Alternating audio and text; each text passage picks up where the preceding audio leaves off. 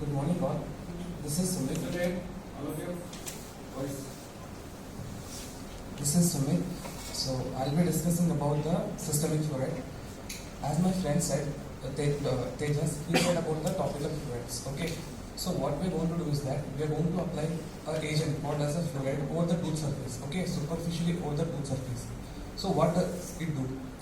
It decreases the action of dental caries in the further future. Okay. So the same thing, but we are going to classify the fluorides into two types, right? Topical and the systemic one. Systemic one we are going to apply it over not to the surface of the tooth, but we are going to inject it over the blood circulation so that this is going to come in contact with the saliva. Okay. So now the teeth are going to be get bathed into the saliva. Hence, therefore, action of the fluorides will be done. Okay. So we are going to classify the systemic fluorides into some four types, such as water fluoridation, salt water fluoridation, milk fluoridation, and the fluoride droplets, या फिर lozenges. Okay. In the water fluoridation, we have two types. That is the community water fluoridation and the school water fluoridation. Okay. This is the quantity of the fluorides. For suppose example, we have the water fluoridation, and there are some fluoride compounds. If we are going to add some fluoride compounds into that particular water body, या फिर the salt, milk fluoridation, at a particular concentration, we are effectively reducing the caries in further future. Okay. Now, what is called as water fluoridation? Okay, we are going to upward adjustment of concentration of fluoride in a particular water body so that in further incidence of the fluorosis, या फिर dental caries would be reduced. Okay. So this is about the water fluoridation. So what is fluoridation? The term means we are going to reduce approximately 40 to 50% of the fluoride without disturbing or without harming the adjacent tooth structures. So this is called as a term fluoridation. Okay. So the concentration of fluoride in which we are going to use in that community water fluoridation is 0.7 to 1.2 parts per million. Okay. The quantity what we use is parts per billion. If we add less or if we add more, it causes a toxicity. What is that toxicity? Acute or chronic toxicity. So at a particular concentration we need to provide, which is recommended by WHO. Now, in order to prove that fluorides are helpful in the caries reduction, we have four trials which is conducted by in the year 1945 by USA in 4 cities. Okay. We have Grant's Rapid study of Muskegon and Newburgh's Kingston study, Evanston Oak Park study, and Brantford's Stanford study, and Tyle Columbus study. In the Grant's Rapid Kingston study, there is a city called as Kingston, and Grant's Rapid is a kind of water body which is present there. So, what we did was in the year 1945, Jan 25, okay, we have introduced some fluorides such as sodium fluoride, potassium fluoride into that water body. After 6.5 years, when we saw that, or if you compare that city with the adjacent city called as Michigan, the concentration of the fluoride or the caries index which was occurring in the young children, it was completely half, or 26%, 45%, it was completely reduced. So this was usually done in the children's 5 to 10 years of children. So this proves that the fluoride have anti-caries action.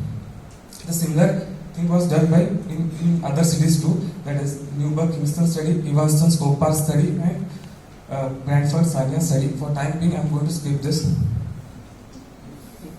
Optimal fluoride concentration.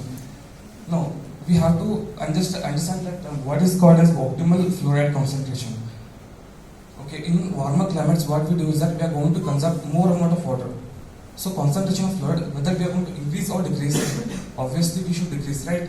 Because the intake of water if we drink and the concentration of fluorides also increases, means this causes the chronic toxicity of the fluoride. So WHO has recommended some settings for that particular climate. We should drink this much, we should put this much amount of fluoride supplements.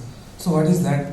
In warmer environment or summer season, we are going to add approximately 1.2 parts per million of fluoride. But in case of cold environment, we are going to add 0.7 parts per million, which is recommended. But in case of moderate environment, we add approx 1 parts per million. So this is the thing, and we are going to calculate the concentration of fluoride by kind of formula called as 0.34 by E. So you can read it. School water fluoridation. In the water fluoridation, second one is the school water fluoridation. So what does it does? We are going to add some fluoridating agent into the water body into the school. Our main action is to prevent the caries in the children who are living in the school. Okay. So this is the motto, and the concentration of the fluorides, we can note here that it is increasing. How much? 4 to 5 parts per million. So why? Because children, they will be staying in the school for a short period of time, and they will be going into the vacation. So in order to in order to make sure that they are going to consume more amount of fluoride into that water body, we are going to add more amount of fluoride. Compensate. Now currently what we are going to do is that we are going to add 4.5 times more fluoride as compared to that normal. So by doing this, we are going to reduce approximately 25 to 40% of the dental caries with this program. So what are the advantages? We are going to have minimum equipment and low cost effective, obviously, and this is not expensive too. Disadvantages is that some children who are poor, they are not able to go to school, so they are they are not getting these things. So they are more prone to caries. Again, amount of water which has been drank by children in that school, it can't be regulated. So some children, they may drink more, some children, they may drink less. So it can't be regulated. So coming to the salt water fluoridation, it is nothing but we are going to add some fluoridating agents such as the sodium fluoride, potassium fluoride, calcium fluoride in a particular salt. After doing the manufacturing of the salt, we are going to add some sodium fluoride fluoridating agent so that for further human consumption by decreasing the caries. So this first fluoridating salt, it was introduced by Westby in Switzerland. Concentration of fluoride in the salt ranging from 90 mg of fluoride per kg of salt. So how do you prepare this? The salt, okay, what we are going to do is that during the manufacturing of the salt, or whenever we are going to dissolve salt into the water, the main common salt what we use is sodium chloride. Okay, when we are going to dissolve in the water, furthermore we are going to fluorinate that. So that fluoride agent what we use is sodium fluoride. So this sodium fluoride ions, they must be present in ionic form for the further action. Okay, and we are going to do this by two processes: batch processing and continuous processing. In the batch processing, what we do is fluoride is added to, or fluoride is completely sprayed over that common salt, and in the continuous processing, we are going to add some pre-mixed granules of sodium fluoride, potassium fluoride, calcium fluoride with the phosphate which are added to the common salt. Advantages is that completely these fluoridated salts are safe. It is completely low cost. It may permit the individual to accept it, you have to reject it. Disadvantages: there is no precise control amount, or the amount how much we should take and all. And again, excessive consumption of this salt will lead to hypertension. This will lead to low sodium intake. Milk fluoridation is the addition of the amount or measured quantity of the fluoride in the bottled or packaged milk to which have been drank by the children in early childhood. Okay, so this was been introduced by Dr. Ziegler, who is a scientist, who is a pediatrician mainly. Now this milk fluoridation can be done by dentists as a pediatrician. Rationale of the milk fluoridation. Yeah, we are going to do this milk fluoridation by conducting the school public health programs. And again, this is a cost-effective vehicle.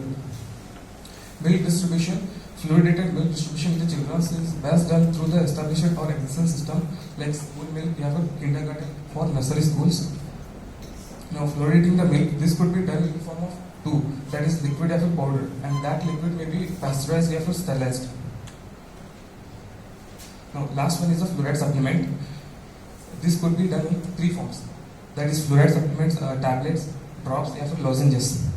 Okay, so these fluoride supplements could be prescribed by a kind of dentist or a pediatrician to an individual. The fluoride supplement used are mainly that same thing, sodium fluoride, potassium fluoride, or the calcium fluoride. And this could be done in a recommended concentration, that is 0.25 mg, 1.0 mg, and 0.5 mg.